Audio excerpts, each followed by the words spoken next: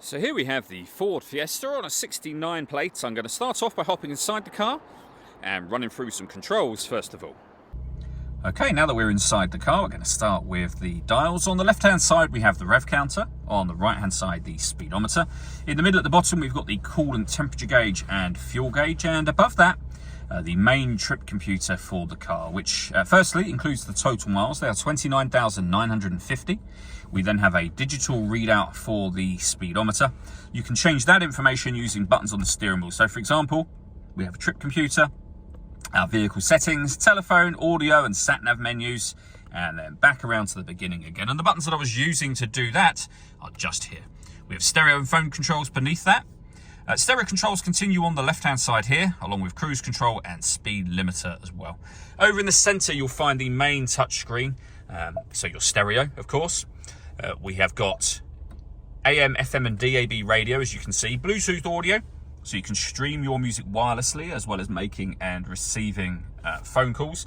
This car's also got two separate USB inputs. If you plug devices into those, they'll appear up here as further options for you. This is where you pair your phone. Search for your vehicle on your device and select it once it is found. And follow the instructions on screen from there. And of course, the satellite navigation. We've done a video showing how the sat-nav works, which you can find on our website and also on our YouTube channel as well. Working our way down, we have the main volume for the stereo. We then have climate control. So you can adjust the temperature within inside the car, the direction the air is being distributed in, and the fan speed. When you're happy with those settings, you can turn your air conditioning off in this case, or back on again, or hit auto.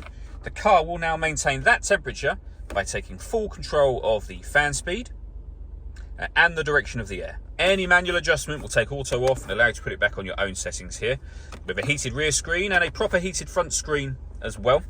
Storage below that, along with a 12-volt charging socket, USB input, your 6-speed manual gearbox, and then these buttons just here. So we can turn off the stop and start first of all. This car is designed to cut out when it's stationary in traffic to save you fuel. That system is turned off when that light shows. We can turn off our traction control and we can put the car in eco mode as well. All that leaves me to say is thank you for taking the time to watch this video. If you'd like to come and see this ULEZ compliant car for yourself and have a test drive, please feel free to call either of our MJA sites. We'd love to hear from you soon.